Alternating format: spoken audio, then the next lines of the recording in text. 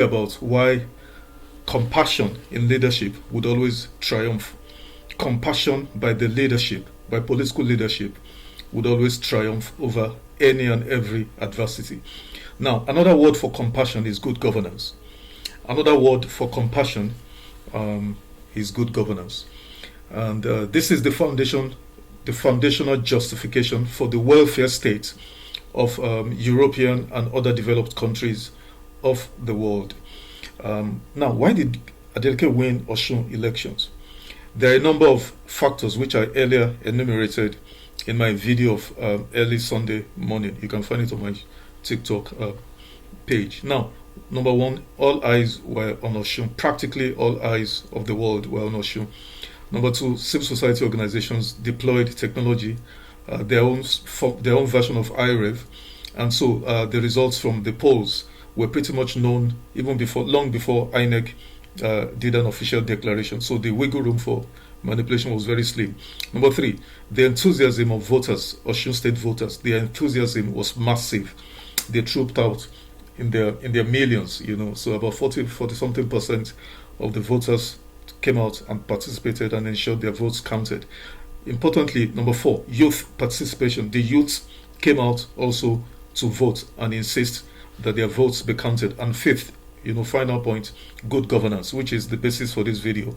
Compassion or good governance. Now, Governor Adeleke won purely on the basis of his compassion for his people.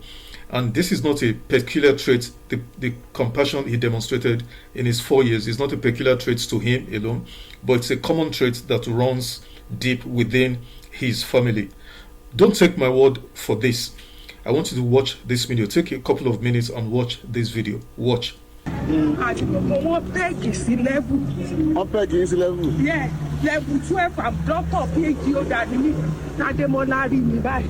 Ládémọ́lá ní kí lè ẹ dúró ná kí ni ìyá yìí. Ó ní what is the problem? Look at her compose. Look at everything. Adémọ́lá. Mo rò pé tiẹ̀ lẹ́sìn. Bẹ́ẹ̀ni. Àbí ẹ̀ ń tẹ̀ mọ́. Ó ta ẹni tí mo dé ni. Ó dé. Láti ọjọ́ kò sáré. Àwọn ayé òjì báyìí lọ. Wàrà gírè àti báyìí lọ. Mo mọ̀ pé ẹlẹ́dàá wà. Ẹlẹ́dàá àwọn ọmọ tó jẹ́ ká rí owó rán lọ sí Adémọ́lá wọn. Àmì Jésù. Ẹ̀jẹ̀ Jésù orin níwájú ayé Adémọ́lá. Adémọ́lá ṣeré. Kò ní kú sábẹ́ ọjọ́ òun. Ilé yìí ò ní dáa fún mi. Ẹ ṣé mọ́mì. Adémọ́lá Ẹ ṣé mọ́mì. àdó ṣeré fún wa. Oore yẹn kàn wá, ó kàn àwọn ọmọ wa. Ẹ ṣé mà. Mo wá sọ fún mi pé nǹkan tí mo tún lálàá kó wọlé. Ó dàbẹ̀ pé kò yé mi o. Àwọn ayé òjò báyìí. Àwọn tó ń pè láyé àwa náà rè. Àwọn obìnrin láyé. Bẹ́ẹ̀ni. Babalẹ̀ àṣeéṣe tipẹ́tipẹ́. Ànímọ́lé àtúntọ̀lẹ́ ẹ̀gbọ́n rẹ̀ ò dà wá láàmú gbàyẹ mi ò níṣẹ́ lọ́wọ́. Ẹ̀gbọ́n rẹ̀ ló kọ́kọ́ ṣoore fún un. Ìdílé wọn oore wọn máa ń ṣe. Ìdílé wọn. Bẹ́ẹ̀ ẹ wo ẹ gbàgbé. Ẹ ṣé mọ́mì. Orí ní ìzì ní ṣọ́ọ̀ṣì gan ṣọ́ọ̀ṣì gan So, mọ̀ pé. you heard it yourself in this video. But for non-Yoruba speakers, here's a paraphrase, of what basically the woman was saying. How will Ademola Adeleke not win the election? In other words, he is a compassionate leader. He promoted me when I was denied promotion for 12 years, in spite or despite being a PhD holder. She was stagnated on one level by successive administration, APC administration from Governor Aregbesola to Isiaka Oyetola. But then a day came when Adeleke met her and asked her, what did you do to them that they refused to promote you?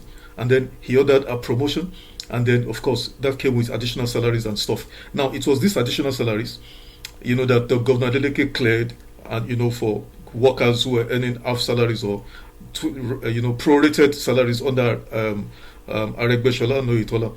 Adeleke cleared the outstanding salaries and began paying full salaries. Even cleared, backlog of pensions and gratuities and all of those. Now, the woman stated that it was because of all of this that she was able to send her kids to school. And she was not speaking for herself, she was speaking for other mothers, other parents, of Osun State. And she said, because of this, parents, mothers went to churches, mobilized prayers for Adeleke in churches. And she and other women, and she said this, very important, that she and other women and mothers of Osun State are the powers that be. She was waxing spiritual now. She went spiritual. That when you hear the powers that be, the women are the real, genuine powers that be.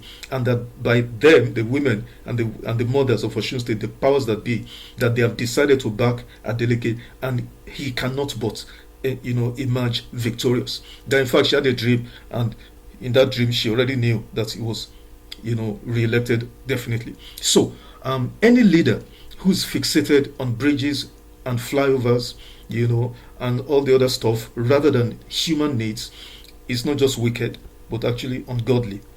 And I reference again, I need to reference, dial back to the interview done by Mr. Zaccheaus Adedeji, the Nigerian Revenue Service chairman, who appeared on national TV, and for 1 hour 30 minutes spewed utter nonsense, boasting on increased revenues from 700 billion to 4.5 trillion naira, huge foreign reserves, the roads and the bridges, etc., GDP and all of those, but failed the basic test and demonstrated an abject lack of understanding of the whole essence of leadership and good governance, which is the security and welfare of the people. Conversely, as we have seen now, Adeleke was re-elected by Osun people because by sheer evidence, he prioritized the people's welfare. He demonstrated compassion towards their issues. Who would have ever thought that just the payment of salaries would win a governor re-election? Now, so as campaigns for presidential elections begin today, 19th August 2026, the issues to focus on and prioritize are simple and straightforward. And here are 12 questions to pose that opposition should pose to the voters. Not just opposition, even the media. Because we in the media space owe a huge, responsibility to the Nigerian people. We aren't just called the fourth estate of the realm for nothing. We owe a sacred responsibility, a duty of care to the opposition, to the ruling government, and to the citizens to tell them the truth. Here are some 12 questions quickly. Number 1, are Nigerians secure today than 3 years ago? Number 2, do Nigerians fare better in terms of food security, access to quality education and healthcare? 3, do Nigerians have access to safe and affordable transportation, of transportation of both, people and goods or products? Number 4, do Nigerians live in decent and secure houses with social amenities and utilities? Number 5, do businesses and homes have access to minimum 18 hours supply of electricity, especially based on the president's promise in 2022 campaign? Number 6, do we feel confident about democracy and good governance today? Number 7, do we Nigerians believe there's a serious effort to fight and stamp out economic and financial corruption in our various public institutions? Number 8, are we Nigerians confident and impressed by the criminal justice system and the judicial institutions' performance generally? Number 9, are Nigerians more divided today than they were 3 years ago? Number 10, how have the president, governors, senators, reps, State House of Assembly members, how have they acted to promote inclusivity, diversity, and equitable governance? 11, are Nigerians generally confident and happy about the direction the country is headed? And last question, are Nigerians happy with the performance of the president or governors or senators or representatives? Are Nigerians happy about the performance of these people? These 12 questions should form the kernel, the basis of decision making by voters in 2027. A bonus question you should ask: of all the candidates for whatever office, president, governor, senator, House of Reps, House of Assembly, for any of these offices, any of the candidates, each of them, convince yourself which of these is best able to perform more than average on these 12 questions. Be objective with yourself. Don't deceive yourself. there is a point that needs to constantly be reiterated over and again to voters, to electorates, to the citizens. Elections have consequences. Elections have grave consequences. Elections have extremely huge and grave consequences. So, which of the candidates, for instance, for president in 2027, is best able, equipped, prepared in terms of their character, demonstrable character over the years in public life? Which of them is best able to meet these 12 questions headlong, honestly, compassionately? If any leader does not have compassion, they do not qualify. Any of the candidates do not have compassion, they do not qualify to be voted for.